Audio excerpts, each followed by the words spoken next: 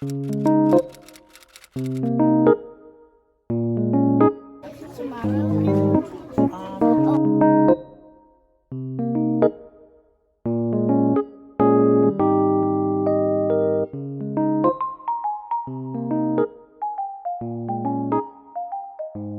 is up, guys? Ryan Witt here. I'm very excited to share some footage from Sully's first Lunch and Learn session. These sessions are a part of a 4-part series aiming to provide Huntington University's Doctor of Occupational Therapy students an opportunity to learn about animal-assisted interventions and how animal-assisted therapy can play a role in a variety of settings within our scope of practice. So Sully and I packed up and we went over to Huntington University's Fort Wayne campus at Parkview Randalia to present a pediatric case study.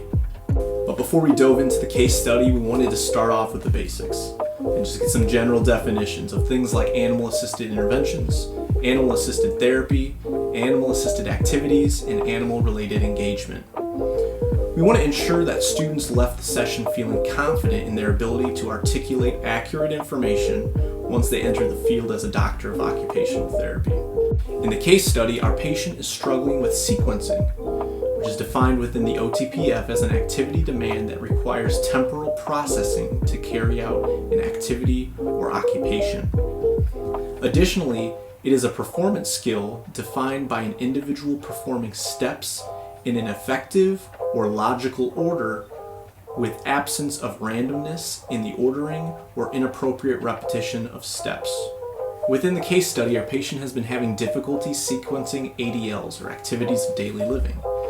This has gotten to the point of them becoming aversive and frustrating for not only the patient, but also the parents. So Sully and I hit the drawing board and we developed a game plan to include his favorite tool, his buttons. So we asked our patient to complete a specific 3-button sequence based on the color of the button. The patient worked along the OT to guide the therapy dog and prompt him with the appropriate command. As a group, we discussed ways to grade up the activity or pivot in a different direction. If the initial sequencing activity gets frustrating and our patient becomes emotional and we need to pivot, we can use emotion cards, where the patient is asked to find a picture of a person who is feeling happy, or maybe sad, depending on what the button says.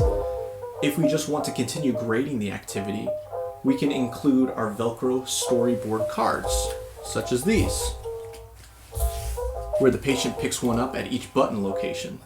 This provided the patient with a secondary activity that is still sequencing related, but it offers the potential for an excellent transition point. The patient has went from leading and walking the therapy animal around the clinic to a more calm, soft ending of the activity by sitting down and placing the Velcro storyboard cards on therapy dog Sully's vest.